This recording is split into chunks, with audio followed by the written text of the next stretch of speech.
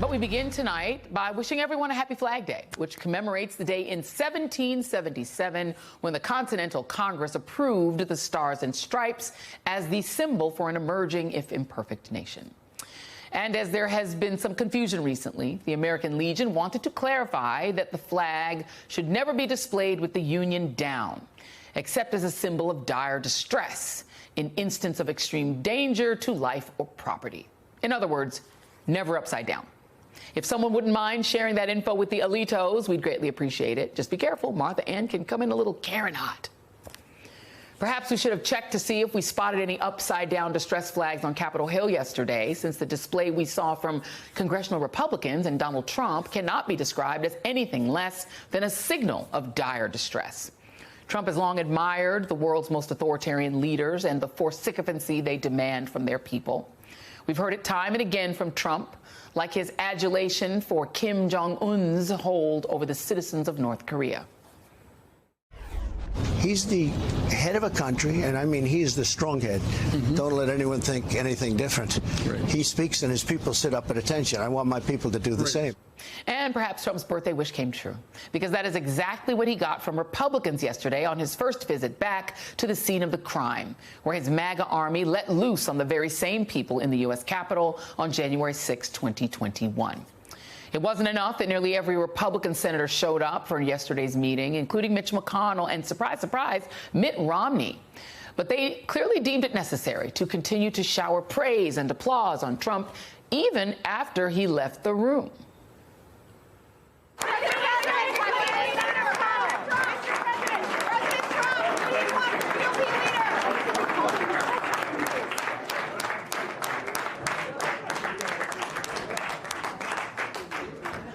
We see you, Ted Cruz. Did you forget the insults Trump made against your wife and your father? Why were you clapping so vigorously there? I guess they were all afraid that Trump would find out who stopped clapping first and hoped that he'd learn who kept it going. What makes these scenes so much more nauseating is that they were on bended knee for the same person who caused them to have to run for their lives on January 6th. Back then, it even sounded like they were starting to learn their lesson when a few of them came out and said things like this.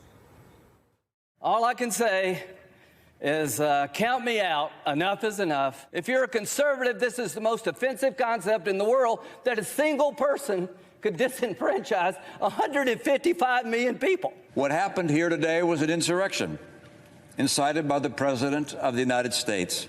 There's no question, none, that President Trump is practically and morally responsible for provoking the events of the day.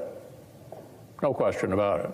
But, of course, that was only a momentary glitch in the matrix. They soon reverted to their natural cowardice and raw ambition. And let's not forget that before they were willing to drink the Kool-Aid, we heard from some of these same people what they really felt about Trump back in 2016. I think he's a kook. I think he's crazy. I think he's unfit for office. There is no way we are going to allow a con artist to take over the conservative movement, and Donald Trump is a con artist. This man is a pathological liar. He doesn't know the difference between truth and lies. He lies practically every word that comes out of his mouth. Those were the days. Oh, and Trump's attacks on all of them were just as bad, if not worse. But yesterday, we saw how Trump has trained his party to stay in line and obey in ways he previously could only dream of. While those Republicans appeared quick to forget the past, it is worth noting to each and every one of them that while they were throwing their impromptu 78th birthday party for a felon, it's likely that some of the same Capitol Police officers who were providing security yesterday for Trump and for them could have easily also have been attacked by his insurrectionists on January 6th. Attacks that included being bludgeoned with the very U.S. flag that we honor on Flag Day. Joining me now is Michael Steele, former RNC chair and co-host of The Weekend on MSNBC. Dean Obeidallah, MSNBC columnist and host of The Dean Obeidallah Show on Sirius XM. And David K. Johnston, distinguished visiting lecturer at Syracuse University College of Law and author of The Big Cheat, How Donald Trump Fleeced America and Enriched Himself and His Family. Michael Steele, I have to go to you first. You used to be the chairman of this party. And I just want to know how it felt for you watching these people, including, I'm shocked to say, Mitt Romney, maybe not shocked, maybe, not so surprised, debase themselves for Donald Trump after he sacked the Capitol and made them all run for their lives. It's numbing in many respects, because after so many offenses and so many lies and so many betrayals by the leadership of my party, in one sense you do become numb. But that has to be a momentary feeling. You have to then decide whether or not you're going to engage them to help them understand how wrong they are and how bad not only Donald Trump is for the party, but has been for our country. And so, yeah, in many respects, Joy, you sit there and you watch them all saddle up and sing happy birthday, to the 34-count felon, and embrace the flag and law and order and all of that. But it's all a lie, because their actions betray all of that. Their actions betray them, and the actions show the rest of us exactly who they are in this moment. And so this is the narrative, and this is the visual that's going into this election. And it's important for the American people to understand and appreciate that these individuals are, in many respects, an extension of all of us. They represent all of us, U.S. senators, Congress members, governors, and it becomes on this day a reflection that we have to take seriously that this is not who we are, and this is not normal. Let me tell you what Liz Cheney had to say. Liz Cheney, she saved her greatest scorn for Mitch McConnell, who did say on January 6, 2021, that Donald Trump was morally responsible for the sacking of the Capitol and for the coup attempt on that day.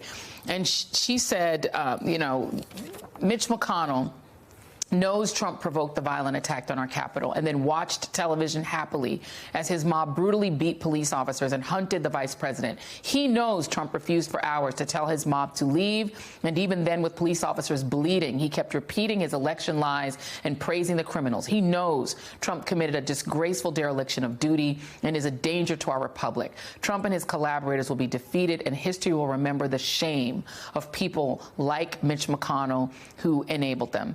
Dean, my friend, you wrote a piece for NBC calling these people cowards. I think it's an apropos term, but I'm going to let you say more. Sure. I mean, apparently yesterday was Bring a Terrorist to Work Day, because that's the reality. You know what so angers me, Joy, is that January 6th was an act of domestic terrorism. That's what Christopher Wray, the FBI director, testified before the House and the Senate. Those Republicans know. Ted Cruz even leaked it out once, saying it was an act of terrorism. They had to apologize for telling the truth. They welcomed a terrorist to the Capitol yesterday. This would be like bringing bin Laden to ground zero 3.5 years after 9/11. And they went there, a man who now with 34 convicted felonies, he can't go to 37 countries, but he can go to the Capitol where they cheer him. They sang songs. They gave him the baseball from the congressional baseball game the day before. And to me, Joy, as you noted, these people ran for their lives. Josh Hawley ran like a cartoon character. Fling, and there they are sucking up to him, singing songs to him. And to Michael's point, this is who they are. It's not like we go like, this is not who we are. No, this is who they are. And today's GOP is how democracies die. And that's historically accurate. It is not a Democratic Party. It's not a political party that we know it. It is a fascist movement that's anti-democratic, that will use violence to acquire power and retain power. And look what's coming to now in November 5th. Who knows what they have in store for us? And the danger part is the GOP will all line up no matter what Trump asks of them. Yeah. That's what makes them so dangerous. Right. We know from what they did, David, that they will. Even though let me play for you just to remind everyone, Donald Trump has no respect for any of these people, no more respect than any of us really owe them at this point. But let's just remind ourselves how Donald Trump has spoken about them. One of the problems with Ted Cruz is everybody hates him. I mean, he's such a nasty guy. Everybody hates him. He can't talk. Let me tell you, the real con artist, excuse me,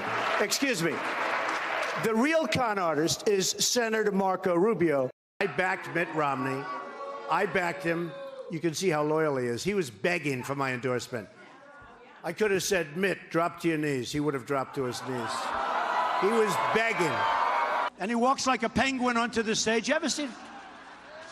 Like a penguin. And David K. Johnston, the response of Republicans to that kind of contempt, which he also has for his voters, let's just be clear, has been Mitt Romney debasing himself at a dinner, eating steak and ketchup with Donald Trump, trying to become Secretary of State.